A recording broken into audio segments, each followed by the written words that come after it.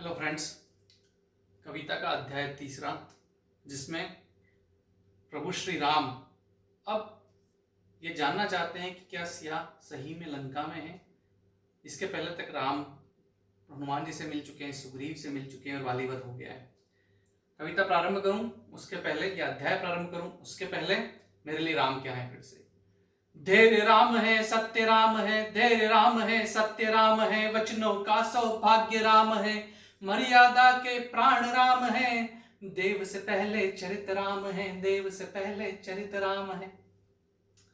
अब युद्ध की बात चलती है रावण से, तो श्री राम कहते हैं कि पहले ये पता तो चल जाए कि सिया वहां है कि नहीं। तो कहते हैं लंका पर हमले से पहले, लंका पर हमले से पहले सिया कहाँ है सत्य जान ले, सिया कहाँ है सत्य जान ले। बात आती है कि जाए कौन कर पार समंदर, जाए कौन कर पार समंदर, इस पार तो बैठे सारे बंदर, इस पार तो बैठे सारे बंदर। फिर जामवंत कहते हैं, फिर से जामवंत की बात है यहाँ। देखिए जामवंत कितने मोटिवेशनल है और कितने कुशल रणनीतिज्ञ हैं। कहे जामवंत उठो हनुमान, कहे जामवंत उठो हनुमान, स्वयं अपनी कर लो पहचान, पवन पुत्र के तुम हनुमान, पवन पुत्र के तुम हनुमान, सूर्य निगल लो ऐसे बलवान, सूर्य निगल लो ऐसे बलवान। हनुमान को कहते हैं हनुमान अपनी शक्ति को पहचानो, तुम कौन हो, तुम पवन के पुत्र हो और तुम वो हो जिसने सूर्य निगल लिया था। तो जाओ तुम तो और जाओ लंका में और पता करके आओ कि सिया है कि नहीं, वहां सिया का पता लगाओ। हे राम मुझे बस इतना वर दो, इतनी शक्ति मुझ में भर दो, जान सत्य ही वार करूं मैं, जान सत्य ही वार करूं मैं, स्वयं की शक्ति सदा जान लूं, स्वयं की शक्ति सदा जान मैं। अब अपनी शक्ति पहचानने के बाद समंदर को लांग के हनुमान जी लंका पहुंचते हैं सिया को ढूंढने के लिए। लांग जलदि लंका में डोले, लांग जलदि लंका में डोले, कहां सिया गुम बलबीर खोज ले। सिया को ढूंढ लेते हैं बलबीर और कहते हैं उनसे दूत राम का सिया जान ले। ये बताने के लिए कि मैं राम का दूत हूं, मैं कोई माया भी नहीं हूं राक्षस का भेजा हुआ। दूत राम का सिया जान ले, निशान प्रभु की पास में रख ले, निशान प्रभु की पास में रख ले। फिर वो सिया को कहते हैं मां सिया चलो तुम मेरे संग, कहते हैं कि माता सीता आप मेरे साथ अभी चलिए। मां सिया चलो तुम मेरे संग, देते रह जाए सारे दंग, देते रह जाए सारे दंग। तो माता सीता हनुमान जी के साथ जा सकती थी, पर कहती है दैत्य कुल का नाम मिटाने, दैत्य कुल का नाम मिटाने, मेरे राम आएंगे मुझको लिवाने, मेरे राम आएंगे मुझको लिवाने। वो कहती है कि कुछ भी हो मुझे तो लेने के लिए राम आएंगे और इस पापी का नाश करेंगे। हे राम मुझे बस इतना वर दो, इतनी शक्ति मुझ में भर दो, कठिन समय में चुनु राह सरल ना, कठिन समय में चुनु राह सरल ना, धैर्य की भाषा कभी छोड़ना, धैर्य की भाषा कभी छोड़ना। हनुमान जी को पकड़ लेता है मेघनाथ और रावण के दरबार में ले जाता है।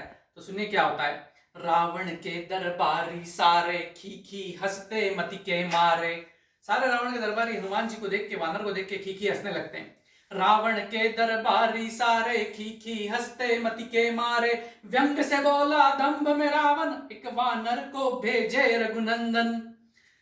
तब जब वो कहता है कि एक वानर को रघुनंदन ने भेजा है, तो हनुमान जी कहते हैं देख घूर के लंका का सिंहासन। हनुमान जी घूरते हैं उसको, कहते हैं हनुमान कहे सुन ले तू रावण, राम हमारे दया के सागर, पाप मिटा ले शरण में आकर, पाप मिटा ले शरण में आकर।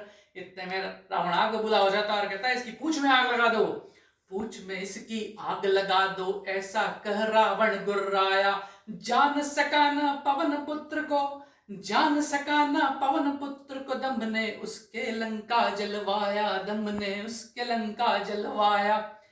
पूरी लंका जल जाती है, हमको पता है, जैसे ही भगवान हनुमान के पूंछ में आग लगा देता है रावण। हे राम मुझे बस इतना वर दो, इतनी शक्ति मुझ में भर दो, कभी रावण सा दंभ न आए, गुरूर तोड़ दूं, गुरूर तोड़ दूं जो कोई हाथ लगाए। जिनमें रावण से दंभ भी नहीं चाहिए, लेकिन अगर कोई मुझे हाथ लगाने का प्रयास करे तो उसका गुरूर भी तोड़ दूं, जैसे हनुमान ने रावण का तोड़ा। संदेश सिया का मिला प्रभु को, हनुमान जी आते हैं और कहते हैं कि सिया लंका में ही है। संदेश सिया का मिला प्रभु को, शंख युद्ध का थर्राए धरा को, अब तो युद्ध होगा, शंख युद्ध का थर्राए धरा को, पार करे सागर ये कैसे पड़े सोच में सब जन फिर सब सोच में कि अब सागर कैसे पार करें। तो भगवान राम कहते हैं कि मैं एक तीर चलाता हूं, बाण चलाता हूं और समुद्र सुखा देता हूं। समुद्र सुखाने चले श्री राम, हाथ जोड़ कहे समुद्र भगवान। तो एकदम सागर भगवान वरुण देवता आ जाते हैं और कहते हैं कि मुझे मत सुखाओ, आपके पास तो नल और नील से दो कारीगर हैं जिनको श्राप दिया था जब वो छोटे थे, बहुत नटखट थे वो दोनों, तब उनको ऋषियों ने श्राप दिया था कि ये जो भी चीज समंदर में फेंकेंगे या पानी में फेंकेंगे वो कभी डूबेगी नहीं, क्योंकि ये ऋषियों की मूर्तियां फेंक देते थे, इसलिए उन्हें श्राप दिया था। तो ये जिस भी चीज को उठा के फेंकेंगे वो समंदर में तैरेगी।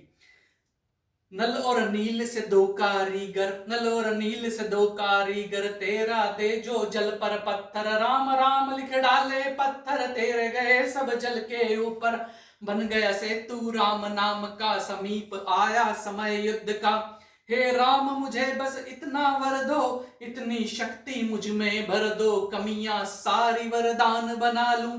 सारी कमियां जो भी मुझ में अगर कमियां है तो उनको वरदान की तरह मैं उसका उपयोग करने लगूं, जैसे नल और नील ने किया। कमियां सारी वरदान बना लूं, राह स्वयं की सरल बना लूं, राह स्वयं की सरल बना लूं। तो ये यहां तक अध्याय तीसरा खत्म होता है, यहीं तक अध्याय तीसरा इस कविता का। इसके बाद हम देखेंगे कि कैसे युद्ध हुआ रावण और राम के बीच में और कैसे अंगद और रावण के बीच का संवाद रहा। धन्यवाद।